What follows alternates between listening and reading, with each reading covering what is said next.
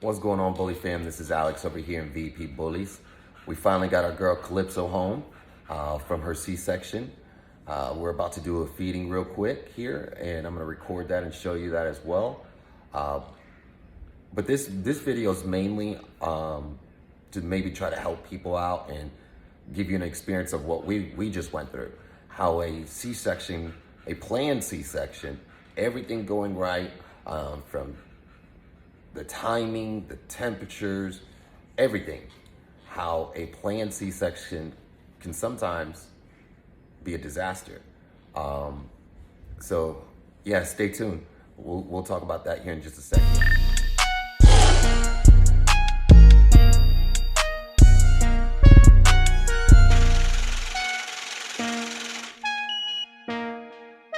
Say good night to the bad guy. What's going on, Bully fam? So here goes Magneto's little creation. His first boy ever. He's officially 1 day today. 1 day today, and a couple hours he'll be 1 day.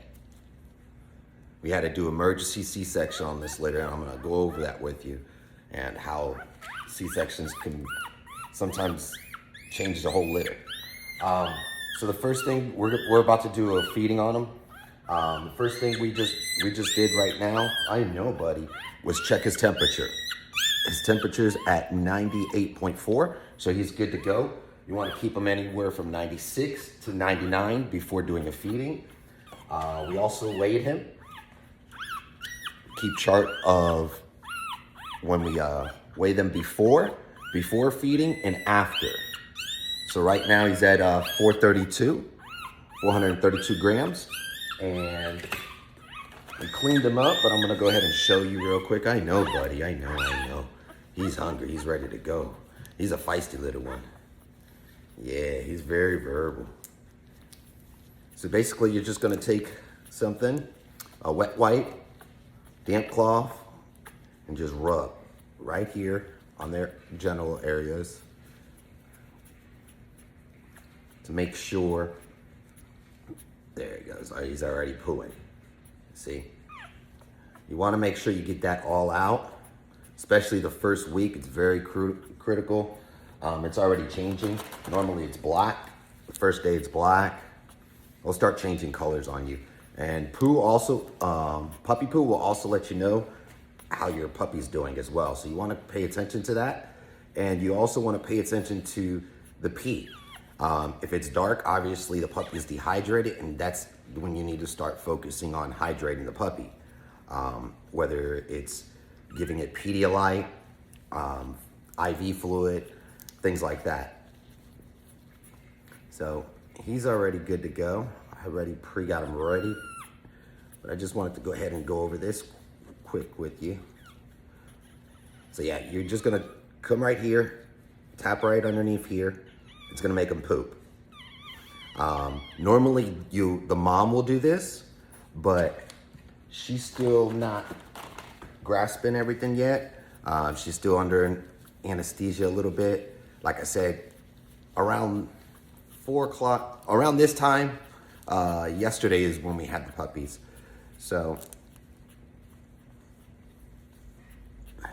there you go. So yeah, she's still under anesthesia. So she's not all the way there yet. Now we're just gonna go ahead and bring this beautiful Magneto puppy to the mama to go ahead and start the feeding process. Stay tuned. All right, Bully fam, so I'm gonna show you a couple little tricks that we do. As you can hear, I just put the puppy back in the incubator. It's very hungry. Normally we would have this set up underneath our whelping blanket and our blankets here. But for right now, since we only have our puppy inside the incubator, what I do is I get this. It's like an eggshell thing from Walmart. I bought this one for 12 bucks, and I cut it down to the dimensions. So this dimension right here will actually fit inside the incubator. That's what's in there. I'll show you here in a minute. I like this one because it's got the eggshell, then it's got bumps, then it's got waves. So that way, this will help out your puppy from having them have flat chest. Flat chest puppies end up having a lot of issues. So this is very critical. So real quick, I'm just gonna go ahead and start setting it up, and then I'll walk you through it a little bit. He's pretty hungry right now. So what I'll do is I'll put my female, lay her down. Good girl. Good girl. Put her against there. We'll put the pad down.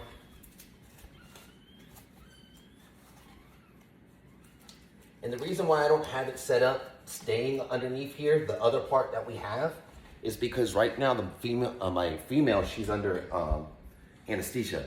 So she won't come outside. She can't hold anything. She can't hold her body fluids. So I'm constantly inside here cleaning nonstop. We normally clean up every 2 hours. Every time I do a feeding, I'm always cleaning. So I'm just doing this real quick, just for those purposes. So there we go. I'll set it up just like that. Oh, it's okay. It's okay. So here's a puppy. So what I do is I set it up underneath there like that. Put the little foam thing. You okay, Mama? You uncomfortable? There you go. Grab your wet wipes. Clean the nips. Very important that you clean the nipples when you're feeding the puppies, because they can catch bacterial infections, things like that. And also you want to stimulate them at the same time while you're wiping them off. Alright. Let me go ahead and get the little guy.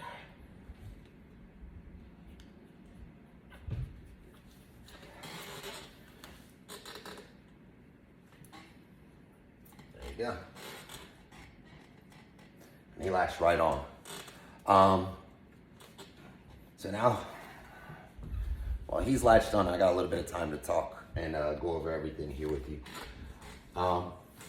So, where was I? All right, so once again, what we use those that foam thing, I'll put it inside here within the next couple days. I have a whole setup just for inside the whelping box. Once the mom is able to come out of her whelping box and use the restroom properly outside. Today's her first day. Today will actually be in about an hour, it'll be like one day, 24 hours. So she's still under anesthesia. So she's a little groggy. She doesn't want to move much. So she doesn't want to come out of her whelping box to outside to use the restroom. So she's gonna use it inside here. So I gotta constantly be cleaning it. So yeah, that's the reason why I didn't put it automatically in here. I just used that little part. As you can see, we only have one puppy. Only one puppy out of this litter that survived. So when it comes to breeding, you gotta be prepared for everything. There's gains and there's losses. You gotta understand that. And if you're not ready to take a loss, then this isn't for you. I'll take you multiple losses. But each time you learn from it, you tweak it, get a little bit better.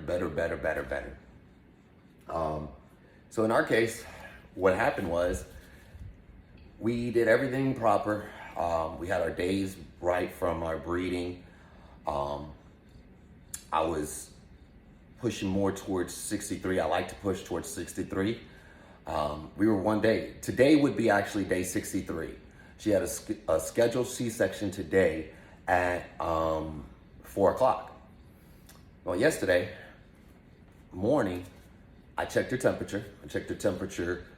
I always check my dog's temperature every day from 56, 57, somewhere like that, and I'll start charting it in the morning and at night, or sometimes or lunchtime if I notice it's getting too close.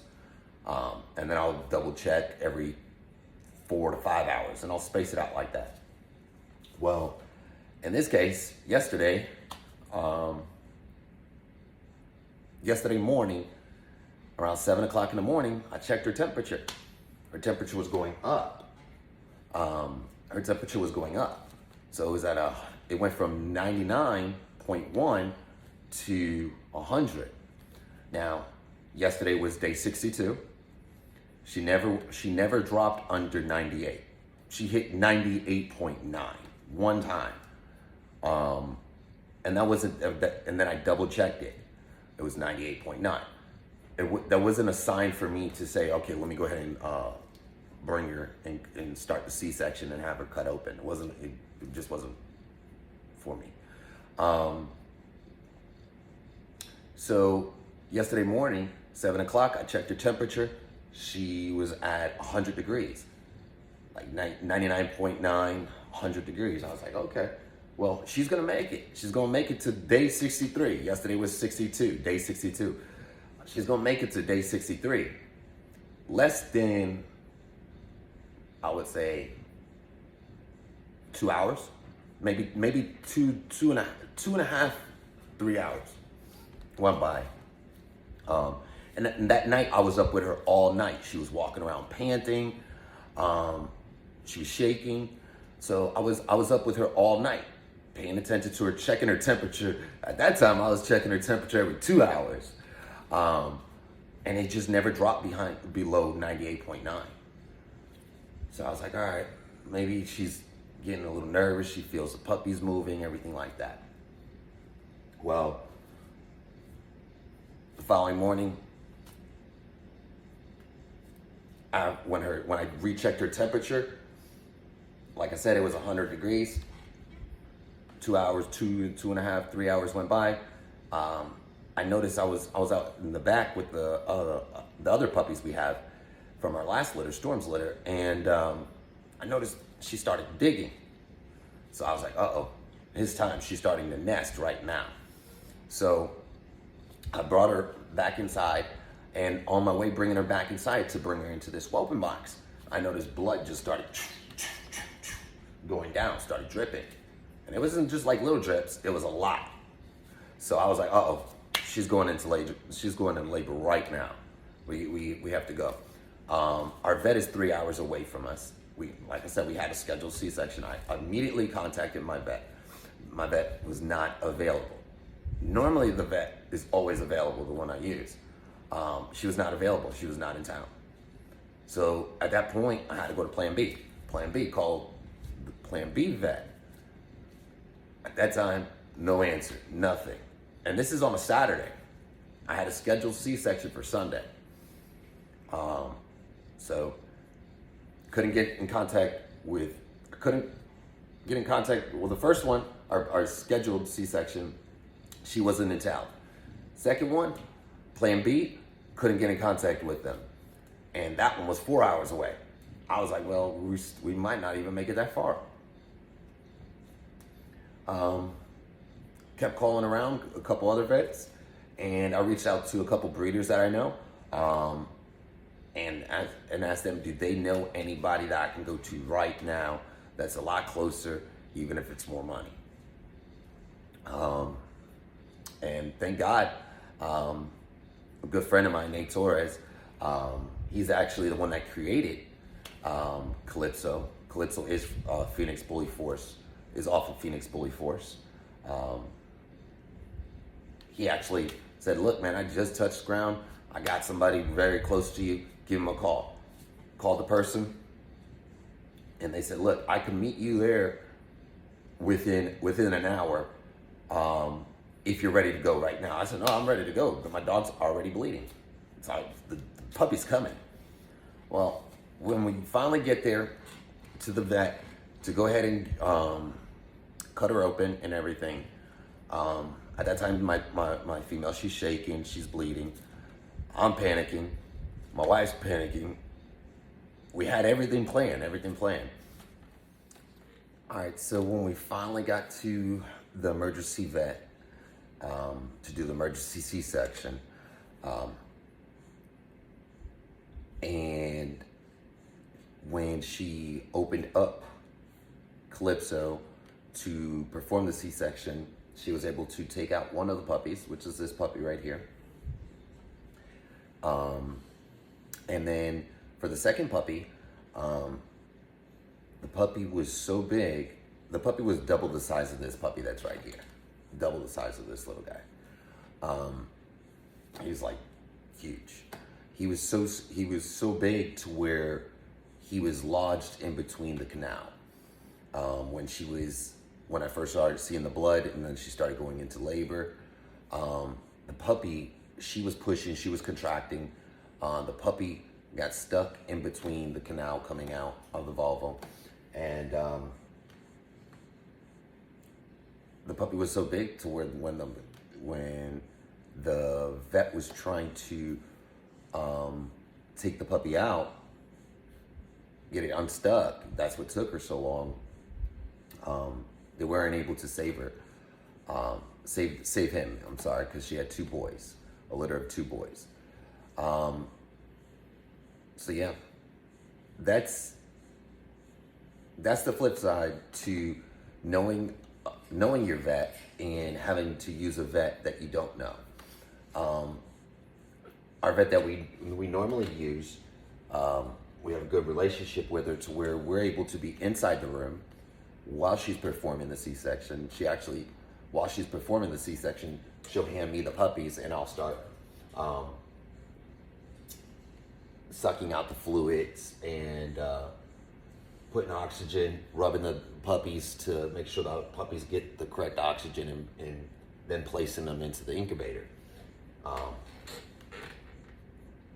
But when you're having to deal with an emergency C-section and a new vet, sometimes they prefer you not to be in the room. And in this case, they prefer us not to be in the room, which is understandable. But with me, I prefer to be in the room. But it was an emergency, so I had to get done. I had to fall back for a minute, let them perform their procedure. And the most important thing was to make sure that my female Calypso was okay, and nothing happened to her. Because once a puppy gets lodged, anything behind that can die, and you don't want those puppies dying inside your female. Your female could pass that way, especially if the sack's open. So there's a lot of different things that you got to watch for, and a lot of different variables. So yeah, planning a C-section, even if you dot your I's, cross your T's, everything, not all the times it works out. In this case, it didn't work. It didn't work out for as far as being able to save the puppy's life, but it worked out for us in the long run.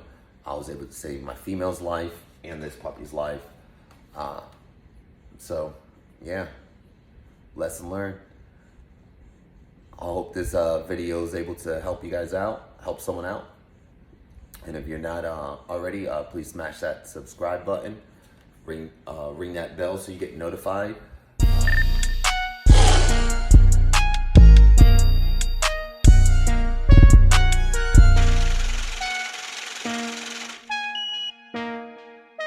Say good night to the bad guy.